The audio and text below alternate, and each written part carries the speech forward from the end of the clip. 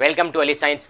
आज हम स्टडी करने वाले हैं मोनेरा जगत के बारे में। उसके सामान्य लक्षण हमने स्टडी कर लिए थे। आज हम जानेंगे उसके वर्गीकरण, उसके प्रकार के बारे में, उसके क्लासिफिकेशन के बारे में।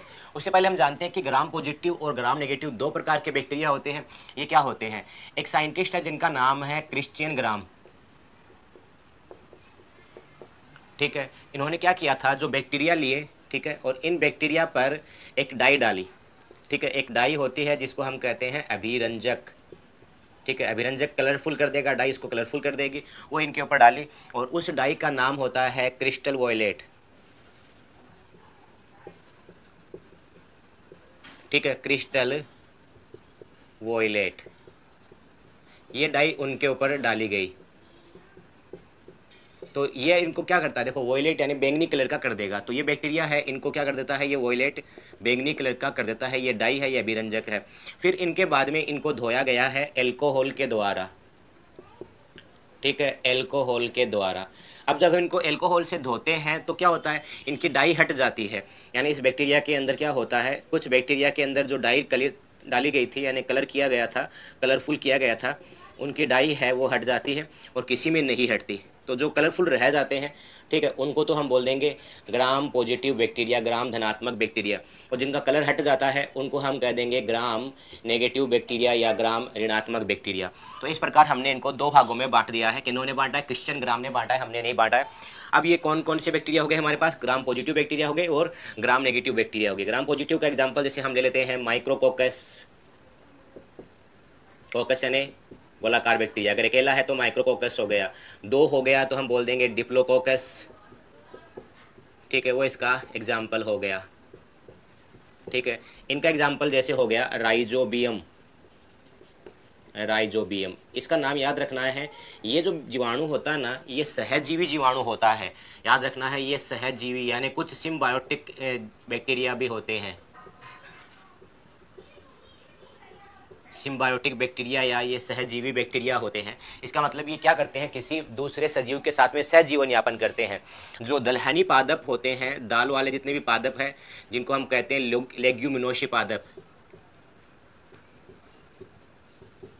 लेग्यूमिनोशी कुल के जो पादप होते हैं, उनकी जड़ों में राइजोबियम ग्रंथियां पाई, लेग्यूम ग्रंथियां पाई जाती है। लेग्यूम ग्रंथियां है, इनके जड़ों में पाई जाती है। और इन्हीं ग्रंथियों के अंदर होता है राइजोबियम, जो बैक्टीरिया होता है, राइजोबियम बैक्टीरिया होता है, ये पाया जाता है। ये क्या करता है, इनके लिए नाइट्रोजन स्थिरीकरण का काम करके देता है। नाइट्रोजन स्थिरीकरण इसका काम करेगा। ठीक है, जिसको हम बोल देते हैं नाइट्रोजन फिक्सेशन का ये काम करता है। और फिर नाइट्रोजन बना के इस पादप को दे देगा और पादप से ये पोषण ले लेता है। तो दोनों को लाभ होता है इसमें। तो ये कहलाता है सहजीवन यापन करना। तो देखें, हमने कहा था कि बैक्टीरिया विषमपोषी होते हैं, तो विषमपोषी में परजीवी भी होते हैं, ये पढ़ लिया था हमने। कुछ मर्तोपजीवी भी होते हैं और तीसरे क्या हो गए, सहजीवी भी होते हैं। ये भी याद रखना है आपको। तो ये हो गया हमारे पास ग्राम धनात्मक और ग्राम ऋणात्मक बैक्टीरिया। अब हम जान लेते हैं कि बैक्टीरिया को कौन कौन से भागों में बांटा गया है। जो बैक्टीरिया है उनका क्लासिफिकेशन देख लेते हैं, उनको कौन कौन से भागों में बांटा गया है। तो देखिए, एक तो इसमें बैक्टीरिया होते हैं सबसे ज़्यादा प्राचीन बैक्टीरिया, ठीक है, यानी हम आद्य बैक्टीरिया, प्रिमिटिव बैक्टीरिया कह देते हैं, और उनका नाम होता है आर्की बैक्टीरिया। आर्की बैक्टीरिया, ये नाम हो जाएगा इनका इंग्लिश का भी।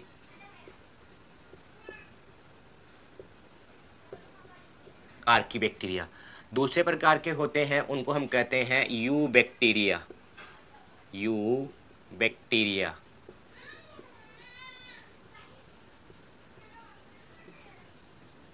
तीसरे प्रकार के जो बैक्टीरिया होते हैं उनको हम कहते हैं साइनोबैक्टीरिया।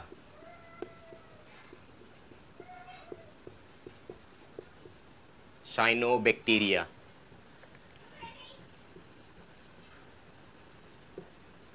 साइनोबैक्टीरिया। और चौथे प्रकार के होते हैं उनको हम कहते हैं माइकोप्लाज्मा। ठीक है, माइकोप्लाज्मा। तो ये चार प्रकार के बैक्टीरिया का ग्रुप बनाया गया है। ठीक है, तो सबसे पहले हो गए आर्की बैक्टीरिया, फिर यू बैक्टीरिया, साइनोबैक्टीरिया और माइकोप्लाज्मा। अब हम इन सभी के बारे में एक एक करके डिटेल से स्टडी करेंगे। तो हम आर्की बैक्टीरिया है उसके बारे में थोड़ा डिटेल से जान लेते हैं कि ये क्या होते हैं। तो देखो, आर्की जो वर्ड है ना, ये नाम बना है प्रिमिटिव, इसका मतलब होता है प्रिमिटिव। उससे प्रिमिटिव का मतलब होता है आद्य, यानी बहुत ज़्यादा प्राचीन, अल्प विकसित उनको कहा जाता है। तो इसका मतलब क्या है, सबसे प्राचीन हम बोल सकते हैं जीवधारी है। यानी कहा जाता है कि पृथ्वी पर जीवन की उत्पत्ति हुई, पृथ्वी पर जब जीवन की उत्पत्ति हुई तो उसके बाद में जो प्रथम जीव बने थे, तो वो सबसे पहले जो बने वो आर्की बैक्टीरिया थी।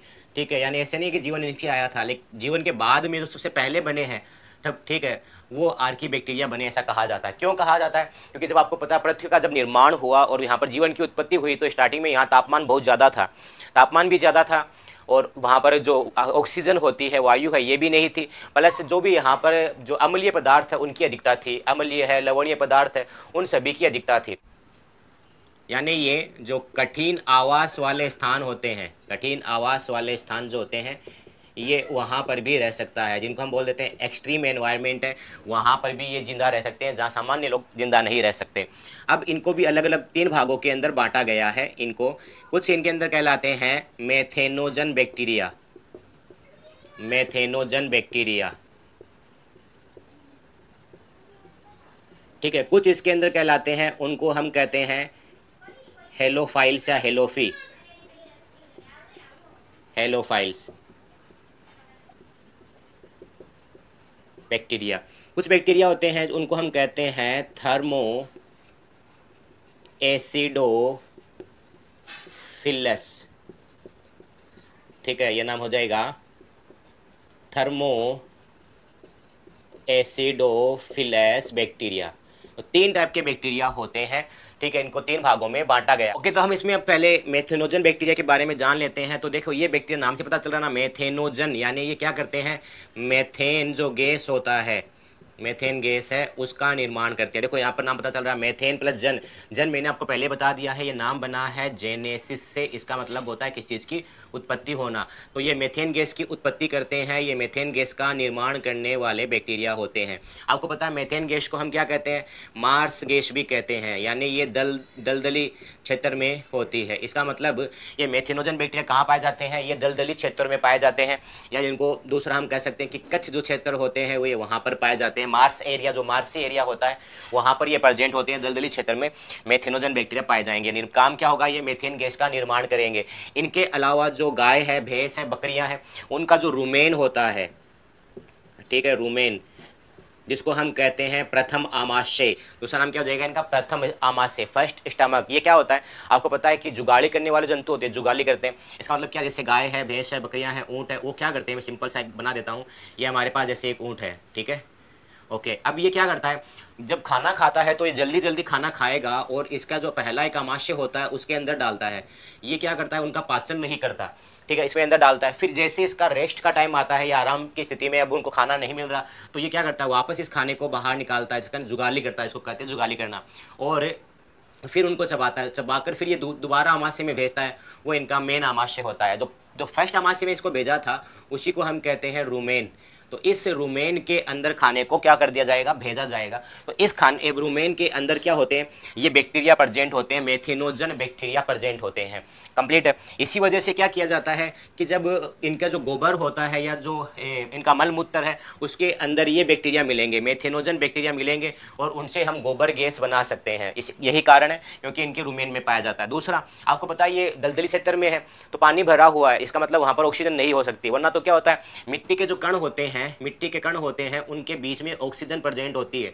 लेकिन अगर दलदल है तो वहाँ पर ऑक्सीजन प्रेजेंट नहीं होगी, तो इसका मतलब इनको ऑक्सीजन नहीं चाहिए। तो ये कैसे हो गए, ये अवायवीय होते हैं, अनोक्षी श्वसन करने वाले होते हैं, ठीक है, यानी हम बोल देंगे ये अविकल्पी अवायवीय होते हैं। कि ये क्या होते हैं, अविकल्पी अवायवीय होते हैं, इनको ना ऑक्सीजन की आवश्यकता नहीं होती श्वसन के लिए।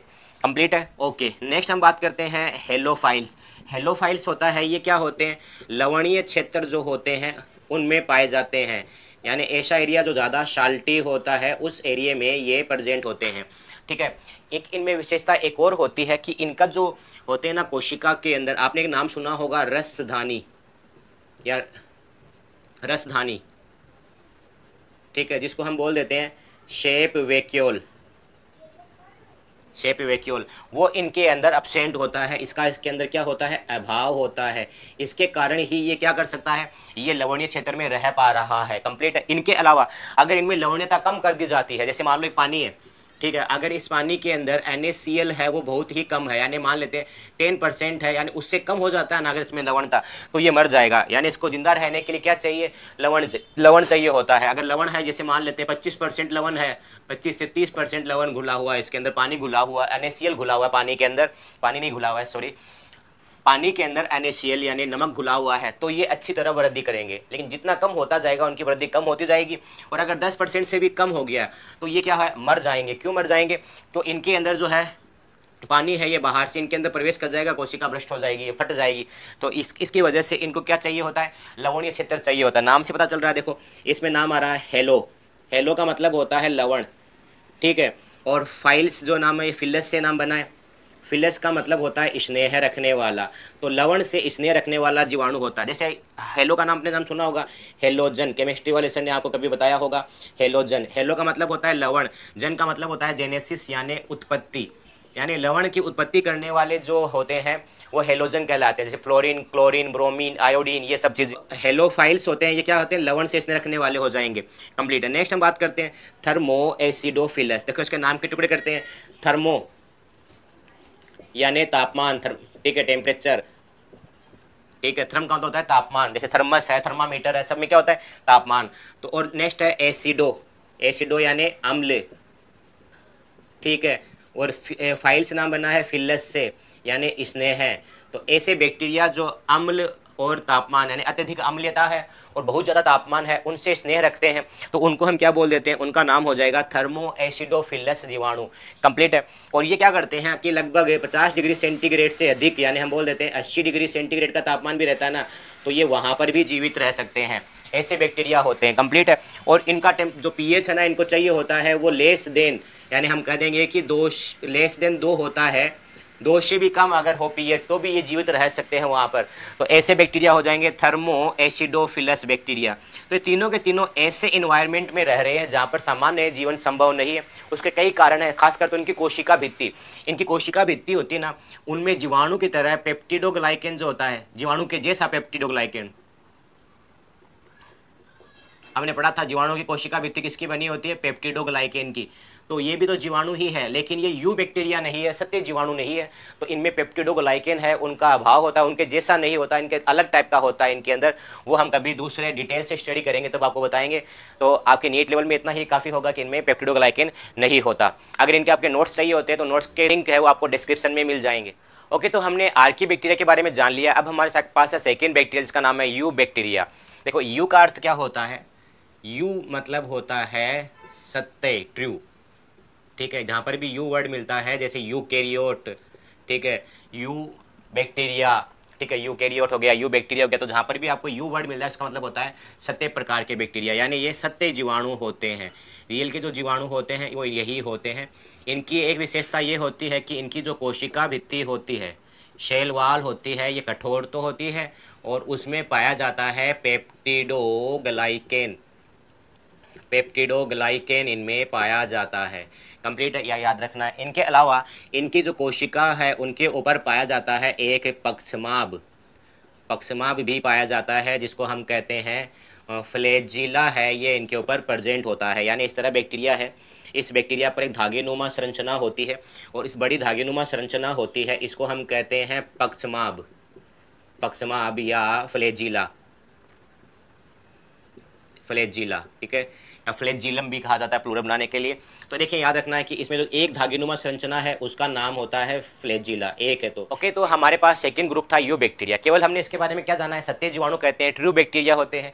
इनकी कोशिका भित्ति में पेप्टिडोग्लाइकेन होता है, इसमें एक पक्षमाभ होता है यानी फ्लैजिला होता है, ठीक है। ये सब इनके लक्षण है। अब इनके अलावा इनके लक्षण और क्या है, तो देखिए जितने भी हमने मोनेरा के लक्षण पढ़े थे, मोनेरा जगत के लक्षण पढ़े थे, वो सब इसी के लक्षण थे। यानी जो बैक्टीरिया रियल में बैक्टीरिया होता है वो यही होता है।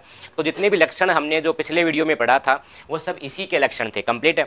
ओके, इनके बाद में हम पढ़ेंगे थर्ड जो बैक्टीरिया है, साइनो बैक्टीरिया क्या होता है। ओके, तो अब हम जो थर्ड प्रकार के बैक्टीरिया है जिनका नाम होता है साइनो बैक्टीरिया, उनके बारे में जान लेते हैं कि ये क्या होते हैं। तो देखो एक साइनो जो वर्ड है, ठीक है, साइनो, तो साइनो का मतलब होता है नीला, ठीक है। मैं आपको कुछ कलर लिखा देता हूँ, ये आप नोट कर लेना अपनी कॉपी के अंदर, एक डिक्शनरी बना लो अलग से, उसमें आपके काम आएंगे। तो देखिए एक तो वर्ड होता है इरिथ्रो, इरिथ्रो का मतलब होता है लाल। दूसरा होता है शाइनो, मतलब होता है नीला। जैसे इरिथ्रोसाइट, आप नाम सुना होगा इरिथ्रोसाइट, लाल कोशिका, WBC कहते हैं हम इरिथ्रोसाइट। साइनोबैक्टीरिया, नील हरित शैवाल, ये हो गया हमारे पास। ठीक है, इनके अलावा होता है ल्यूटो। ल्यूटो का मतलब होता है पीला रंग। ठीक है, जैसे आपने नाम सुना होगा कार्पस ल्यूटियम होता है। ठीक है, ये पीले कलर का होता है। इनके अलावा अपनी आंखों के अंदर एक फोविया लूटिया होता है, तो वो भी पीले कलर का होता है। तो ल्यूटियो का मतलब होता है नीला रंग। कंप्लीट है। एक होता है ल्यूको। ल्यूको का मतलब होता है श्वेत रंग या रंगहीन। दोनों रंगहीन के लिए भी काम में लेते हैं और श्वेत रंगों के लिए भी काम में लेता है ल्यूको, लेकिन श्वेत रंग के लिए ज़्यादा परफेक्ट रहेगा। ठीक है, ये रंग होते हैं। इनके अलावा एक होता है क्लोरो। क्लोरो यानी क्लोरो का मतलब सबको पता है हरा रंग। ठीक है, जैसे क्लोरोफिल, ये हरे रंग का हो गया। इनके अलावा ल्यूको, ल्यूकोसाइट श्वेत रंग को कोशिकाओं कहते हैं। इसी तरह एक रोग होता है ल्यूकोरिया। ठीक है, इसको कहते हैं श्वेत पदर। तो ये सब क्या होते हैं, अलग अलग कलर होते हैं, इनको याद रख लें। इनके अलावा दो तीन वर्ड और याद रख लें, मैंने आपको बता चुका हूँ। एंडो अंदर, एक्जो बाहर आउटर साइड में, मीजो यानी बीच में। ठीक है, और एक्टो, एंडो की जगह पर वर्ड काम में आता है, सॉरी एक्जो की जगह पर वर्ड काम में आता है एक्टो भी। एक्टो का मतलब भी बाहर होता है। इनके अलावा एपी यानी ऊपर। ठीक है, हाइपो नीचे, जैसे हाइपोथैलेमस, थैलेमस के नीचे, हाइपो नीचे। ठीक है, यानी एपी यानी ऊपर। जैसे आप नाम सुना होगा एपिडर्मिस, एपिग्लोटिस। एपी यानी ऊपर होता है, हाइपो यानी नीचे होता है। हाइपो का दो मीनिंग निकलता है, नीचे भी होता है और कम भी होता है। जैसे हम बोल देते हैं हाइपरटेंशन और हाइपोटेंशन, इस तरह का। हाइपोग्लाइसीमिया, रक्त में ग्लूकोज की कमी होना। ठीक है, हाइपो यानी कम। दूसरा हो जाएगा हाइपर यानी अधिक। मिया वर्ड होता है, इसका मतलब हो गया रक्त से संबंधित।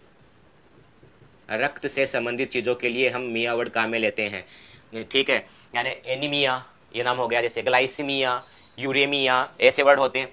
तो ये हो गया हमारे पास, हमारे जो काम आएंगे नोट कर लें। अब आ जाते हैं साइनो। साइनो का मतलब क्या हो गया, नीला। यानी हम इनको कहते हैं नील हरित शैवाल। जो शैवाल हमें देखे हुए चारों तरफ उगे हुए मिलते हैं ना, वो नील हरित शैवाल ही होते हैं, ये सबके देखे हुए हैं। ठीक है, यानी हम बोल देते हैं इनको BGA, ब्लू ग्रीन एल्गी।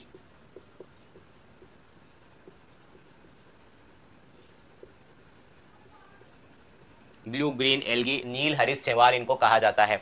अब इनकी विशेषता क्या है, तो इनकी विशेषता ये है कि ये एक कोशिकीय भी हो सकते हैं, यूनिसेलुलर भी हो सकते हैं। ठीक है, और मल्टी सेलुलर भी हो सकते हैं, यानी बहुकोशिकीय भी हो सकते हैं। ठीक है, बहुकोशिकीय का मतलब क्या हो गया, क्या इनके अंदर अंग बन जाएंगे, सेल्यूलर, ये नाम पूरा इस तरह होगा।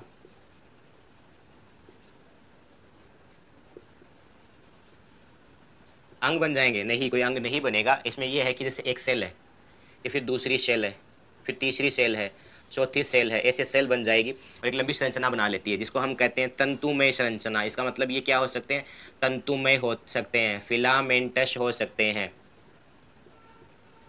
फिलामेंटस हो सकते हैं। या ये ऐसे भी हो सकते हैं कि ये कोशिका है, ये फिर दूसरी कोशिका है, तीसरी कोशिका, चौथी, पांचवी, ऐसे बहुत सारी कोशिकाओं का ये समूह बना सकते हैं, जिसको हम कहते हैं कॉलोनी बना सकते हैं। तो हम क्या बोल सकते हैं, ये कॉलोनीय हो सकते हैं, कॉलोनियल हो सकते हैं ये। तो ये इस तरह के हो सकते हैं। एक विशेषता इनकी और होती है कि इनकी जो सेल होती है, जैसे मान लो एक मैं सेल निकाल लेता हूँ, एक ही सेल के बारे में बात कर रहे हैं। इनकी सेल में इस तरह हमने पढ़ा था पक्षमाभ, यू बैक्टीरिया के अंदर। ठीक है, यू बैक्टीरिया में हमने पढ़ा था पक्षमाभ है, सॉरी पक्षमाभ, या हम बोल देते हैं इसको फ्लेजिला। ठीक है, तो इनके ऊपर क्या होता है, पक्षमाभ या जो फ्लेजिला होता है, ठीक है, ये नहीं पाया जाता, ये इनके अंदर अब्सेंट होता है। बैक्टीरिया के अंदर होता है, यू बैक्टीरिया के अंदर होता है। बैक्टीरिया तो ये वैसे ये भी बैक्टीरिया है, लेकिन यू बैक्टीरिया के अंदर होता है, इनमें नहीं होगा। तो पक्षमाभ इनके अंदर नहीं पाया जाएगा। इनके अलावा इनमें क्या होता है, इनमें ना इस तरह चारों तरफ, जीव द्रव्य में चारों तरफ होता है ना, थाइलेकोइड पाया जाता है, थाइलेकोइड। अब आपको एक अब क्वेश्चन बन गया सर, क्या थाइलेकोइड क्या है, ये नाम इस तरह लिखा जाएगा थाइलेकोइड, ये पाया जाता है। थाइलेकोइड क्या होता है, एक झिल्ली से बनी हुई इस तरह संरचना है। ठीक है, लेकिन इसमें झिल्ली से बनी हुई संरचना नहीं होगी। यहाँ इनमें क्या होता है, बहुत सारे ऐसे जो प्रकाश संश्लेषी वर्णक है वो इकट्ठे हो जाते हैं एक ही जगह पर, प्रकाश संश्लेषी वर्णक। ठीक है, यानी हम बोल सकते हैं इसको फोटो सिंथेटिक पिगमेंट। ठीक है, यानी हम हिंदी में कह देंगे प्रकाश संश्लेषी वर्णक ये इकट्ठे हो जाते हैं।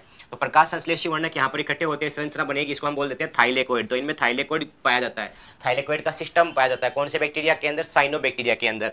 अब प्रकाश संश्लेषी वर्णक है, इसका मतलब ये क्या करते हैं? ये प्रकाश संश्लेषण करते हैं, ठीक है, प्रकाश संश्लेषण का कार्य करेंगे। तो प्रकाश संश्लेषण यानी कैसे होगी? प्रकाश संश्लेषी बैक्टीरिया है, फोटोसिंथेटिक बैक्टीरिया है। इससे पहले हम पढ़े थे ना यू बैक्टीरिया, साइनोबैक्टीरिया से पहले हम पढ़ चुके हैं यू बैक्टीरिया। तो ये स्वपोषी भी हो सकता है, विषमपोषी भी हो सकता है। स्वपोषी में भी कौन सा? ये प्रकाश संश्लेषी भी हो सकता है और रसायन संश्लेषी भी, यानी फोटोसिंथेटिक भी हो सकता है और कीमोसिंथेटिक भी हो सकता है। इनके अलावा जो यू बैक्टीरिया होता है ये परजीवी यानी पैरासाइट भी हो सकता है, कई टाइप के हो सकते हैं। जो हमने मोनेरा में पढ़े थे ना जितने भी लक्षण, वो सब इसी के ही है, यू बैक्टीरिया के ही है। साइनोबैक्टीरिया होगा तो केवल और केवल कैसा होगा? फोटोसिंथेटिक होता है, रसायन संश्लेषी होता है ये, सॉरी प्रकाश संश्लेषी होता है ये।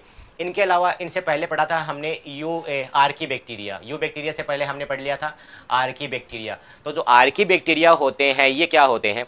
ये रसायन संश्लेषी होते हैं, रसायनों से अपना निर्माण कर लेते हैं।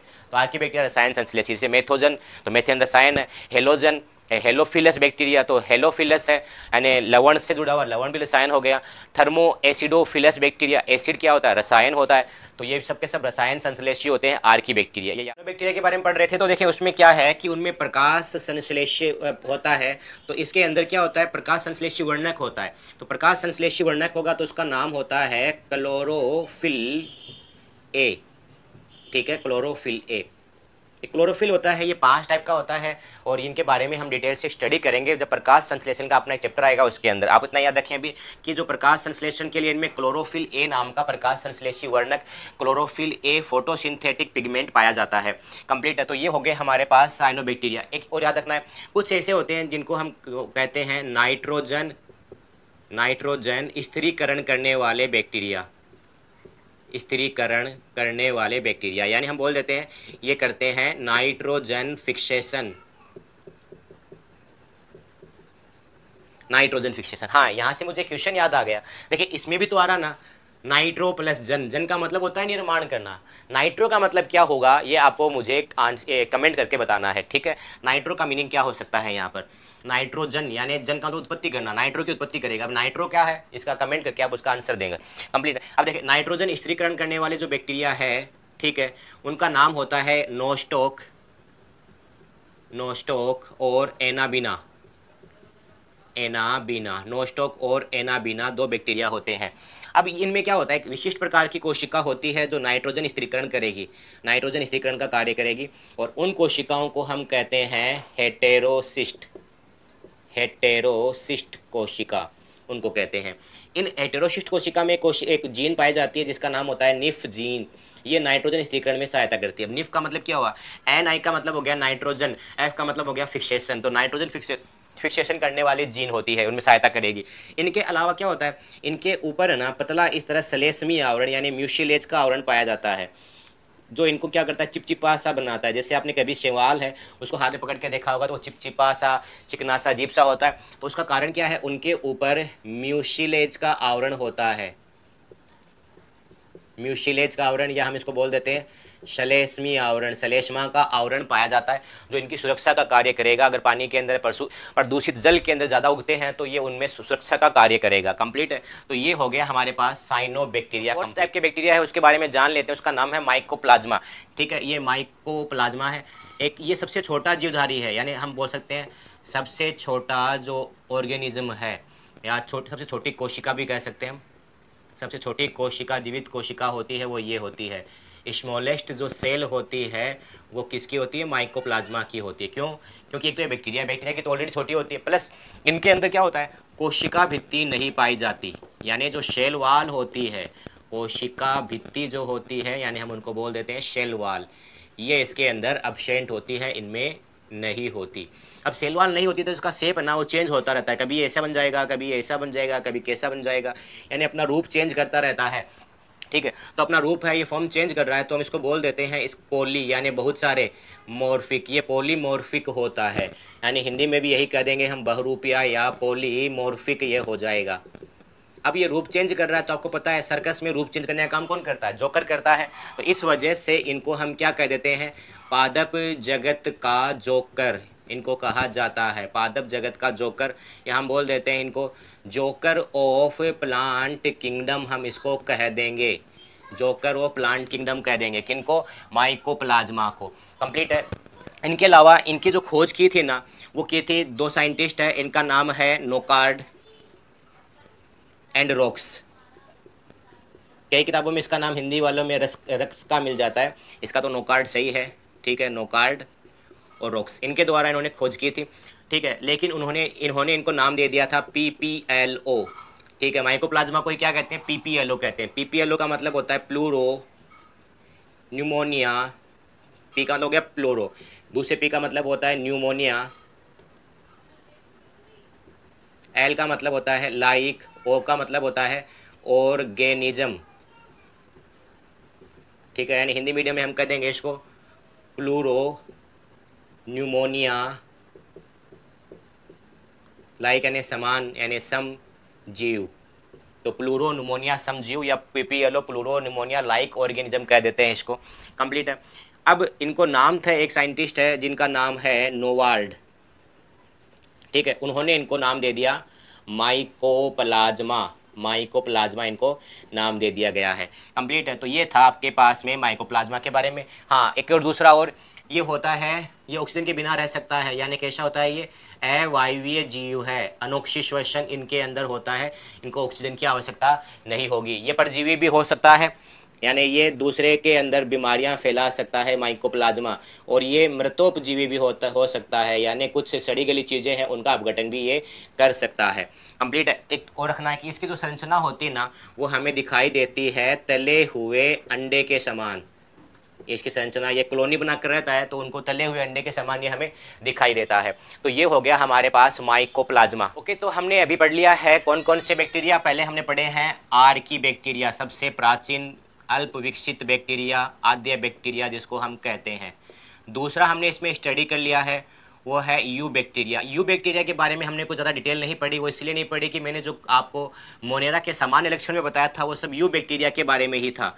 उसके बाद में हमने पढ़ लिया शाइनो बैक्टीरिया, जिसको हम कहते हैं नील हरित शैवाल, तो जो शैवाल उग जाते हैं वो साइनो बैक्टीरिया ही होते हैं, ठीक है। चौथा हमने इसमें पढ़ लिया, उसका नाम है माइकोप्लाज्मा, माइकोप्लाज्मा। तो देखें, ये जो होते हैं ना आर्की बैक्टीरिया, ये ग्राम पॉजिटिव हो सकते हैं, ग्राम नेगेटिव भी हो सकते हैं, दोनों टाइप के हो सकते हैं। यू बैक्टीरिया भी ग्राम पॉजिटिव ग्राम नेगेटिव दोनों टाइप के हो सकते हैं। शाइनो बैक्टीरिया होते हैं, ये ग्राम नेगेटिव होते हैं, और माइकोप्लाज्मा में बताया कोशिका भित्ति ही नहीं है तो ग्राम नेगेटिव होते हैं। एक चीज़ और याद रखना है, तो जो ग्राम पॉजिटिव बैक्टीरिया होता है ना, ये ग्राम पॉजिटिव बैक्टीरिया है, और दूसरा हमारे पास ग्राम नेगेटिव बैक्टीरिया है। क्रिस्टल वाइडेट से अगर हम उसको कलरफुल करते हैं, फिर एल्कोहल से धोते हैं, तो धोने के बाद में भी बैंगनी बने रहेंगे, वो ग्राम पॉजिटिव है, बैंगनी नहीं रहेंगे, ग्राम नेगेटिव है। पहला तो ये हो गया। दूसरा क्या होता है, इनकी कोशिका भित्ति है ना, ये मोटी होती है, लेकिन जो होते हैं नेगेटिव वाले, इनकी कोशिका भित्ति होती है ये पतली होती है। इनकी कोशिका भित्ति मोटी होने के कारण उनमें एक टिकोइक अम्ल भी पाया जाता है, ठीक है। टिकोइक अम्ल जो होता है वो इनमें उपस्थित होता है। आप इसको ऐसे याद कर सकते हो, पॉजिटिव को हम पी से लिखते हैं, मोटी को एम से लिख दिया, एम फॉर मोटी, और टी का मतलब टी, हम PMT से याद कर सकते हो। पहले होता ना नीट का एग्जाम का नाम क्या था? PMT। तो P फॉर पॉजिटिव बैक्टीरिया है, उसमें मोटी कोशिका भित्ति और टिकोइक अम्ल उसके अंदर उपस्थित होता है। लेकिन अगर नेगेटिव की बात करें तो इसमें टिकोइक अम्ल होता है, ये नहीं होता है। अब ये टिकोइक अम्ल क्या है? ये व्युत्पन्न होता है किनका? अमीनो अम्ल का और कार्बोहाइड्रेट के इनके मिलने से बनता है। कंप्लीट है। तो ये था हमारे पास बैक्टीरिया के बारे में। आशा करता हूँ कि मोनेरा जगत आपको अच्छी तरह समझ में आया होगा। अगर कोई आपको क्वेश्चन है, प्रॉब्लम, आप कमेंट करके पूछ सकते हैं। इस वीडियो में हम इतना स्टडी करेंगे, अगले वीडियो में जानेंगे कि प्रोटिस्टा क्या होते हैं, उसके बाद में हम फंजाई के बारे में पढ़ेंगे। धन्यवाद।